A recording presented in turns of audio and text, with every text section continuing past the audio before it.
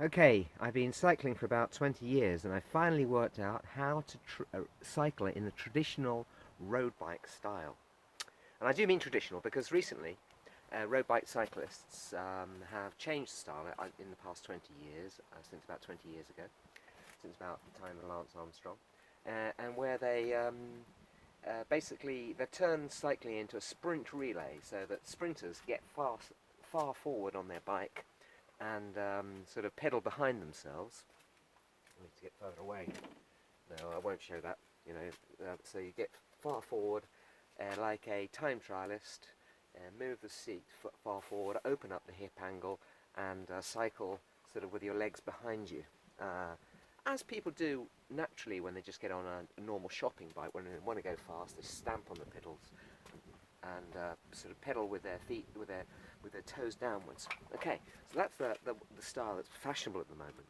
However, if you look at cyclists in the latter part of the last century, they were often bunched up at the back of the bike with their legs often looking like this, like for some reason their femur is pointing forwards.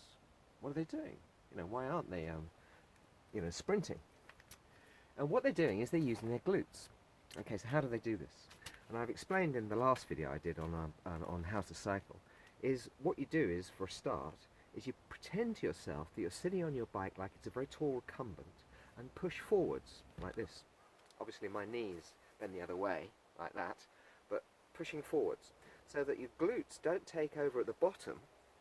Your glutes take over at about I don't know, only 5 o'clock. It's only the last hour before midnight, not midnight, the opposite of midnight, the 6 o'clock position, but your glutes take over slightly further forward, so you scrape the mud off the bottom of your feet, but not on the floor, on a sort of a wall in front of you like this.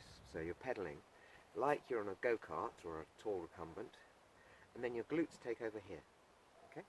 Now that's the first point, and it's very good, and yes, I was getting it, but I was still not quite getting it.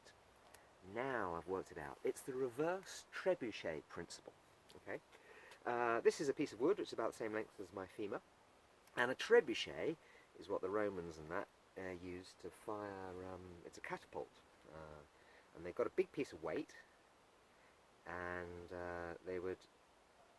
This is the weights here, and it's also the inverse of a lever, and so they would raise the weight by the lever principle, put some sign of projectile here, and then because this weight is very large, when they released it, boom, it would fire the projectile.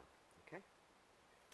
Now that's how you get your glutes to really propel yourself fast on a bike, because your glutes are quite small muscles, but very, very powerful. If you do a lot of jumping, maybe they're quick, but mainly they're small but very powerful muscles for making you stand up, yeah, and making your femur in line with your torso. So what you do,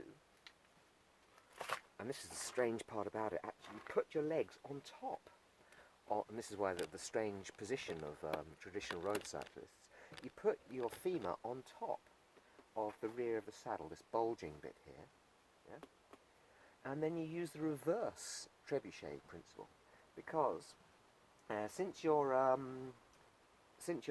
glutes, the muscles in your butt, can pull upwards, if you've got your femur supported by the rear of the saddle, then what is it? You can pull upwards, and by doing so, you're doing exactly the same as that trebuchet, is that you're pushing your femur in this direction like you're catapulting your legs rearwards. So if you actually, it's very strange because you wouldn't think that putting your legs on top of your saddle is a good idea at all. Because if you think of the downward stomping moment of current cyclists, or just getting on a bike and wanting to stomp, because you can't stomp if your legs are actually supported by your femur is supported by the saddle. But by doing so, you can get this glute pushes upwards here, like the weight of the Roman trebuchet. Except it's very strong, but it's only got a small distance through which you can pull, but because it's supported just on the lever part, just at the top of the femur there, you can really eject your feet backwards, and that is the glute part of the stroke. So you don't need the long pull muscles that are in your thighs, because they can pull for further and